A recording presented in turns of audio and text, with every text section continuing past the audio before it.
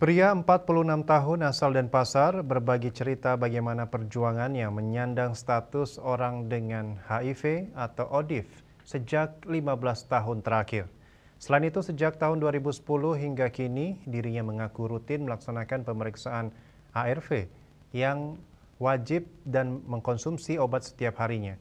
Lalu seperti apa ia menjalani keseharian dengan status orang dengan HIV atau ODIF?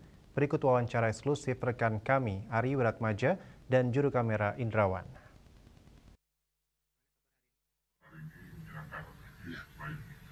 Pak, kami dari Bala TV ingin berbincang-bincang dengan Bapak dan untuk mengetahui pengalaman serta cerita Bapak sebagai ODIF seperti itu.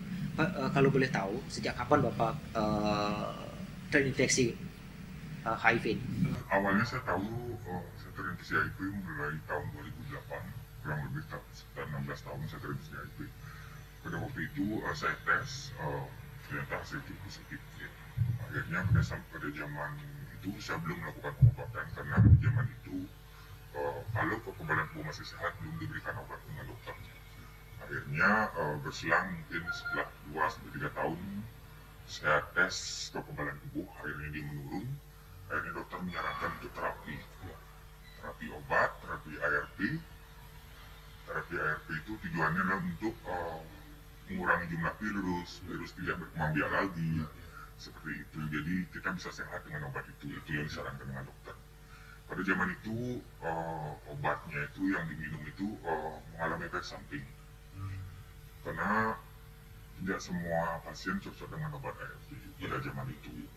Akhirnya nggak cocok dengan obat yang lini pertama itu, viral tuh. Akhirnya dokter menyarankan untuk ganti dengan obat yang lain. Akhirnya sampai sekarang cocok dengan obat yang lain. Pak, kalau boleh tahu, awal mula Bapak terinfeksi HIV ini karena apa? Dulu sekitar 16 tahun yang lalu, mungkin 20 tahun yang lalu, pernah nakal ya, memang berganti-ganti pasangan. Baik dengan laki-laki, baik dengan perempuan, saya ganti-ganti pasangan. Kemudian akhirnya saya tidak pernah menggunakan pengaman. Dan pada zaman itu belum tahu informasi terkait dengan HIV. Jadi masih, dulu kan belum ada internet, tidak semudah zaman sekarang. Jadi sembarangan lah berhubungan dengan siapapun gitu. Tidak takut pada zaman itu. Berarti karena informasi atau pengetahuan Bapak tentang HIV ini kurang. Jadi kerja Bapak agak sedikit ledor pada zaman itu. Pak, setelah mengetahui Bapak, mohon maaf ini sebelumnya Bapak, terinfeksi seperti itu, bagaimana perasaan Bapak? Pada saat itu pastilah kita diponis nih. Kita diponis tidak baik, diponis apalagi yang namanya HIV. Padahal di zaman itu semua orang pasti takut dengan HIV.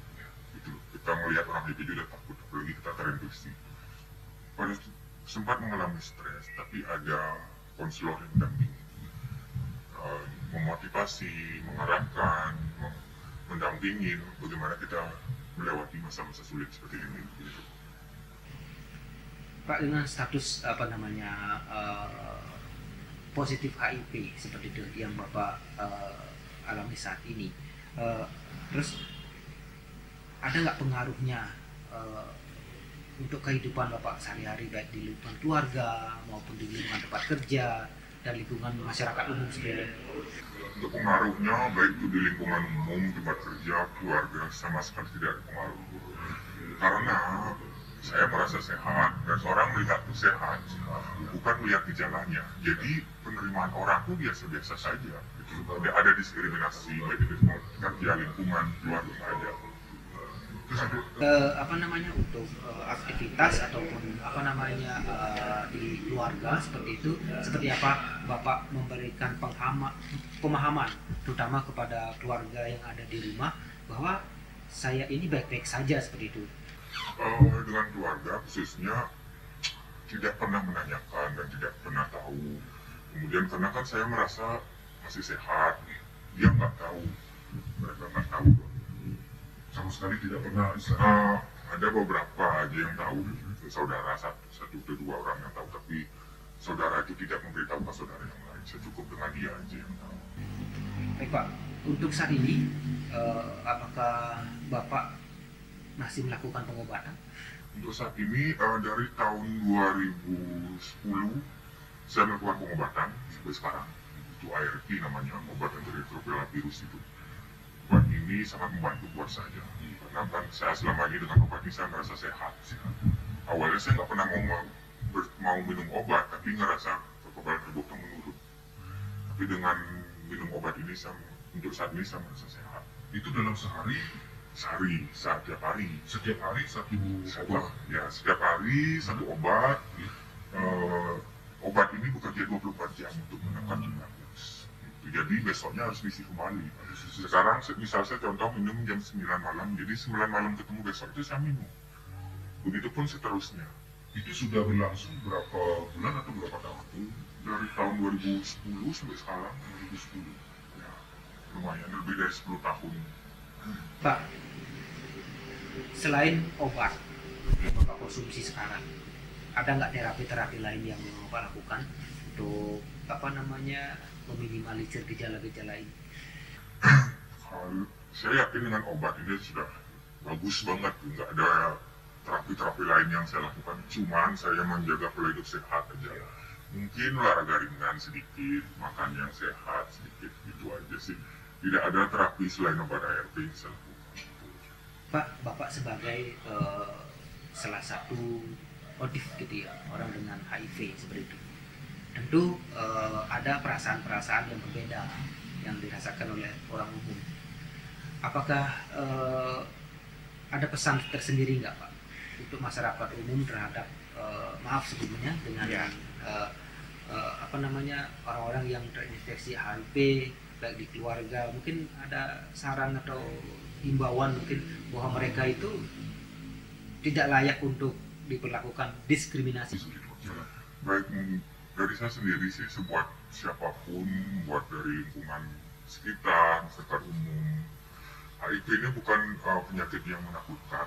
Jadi HIV itu bisa kita cegah, bisa kita jauhi virusnya, dan tidak ada diskriminasi lagi buat orang-orang yang dengan HIV.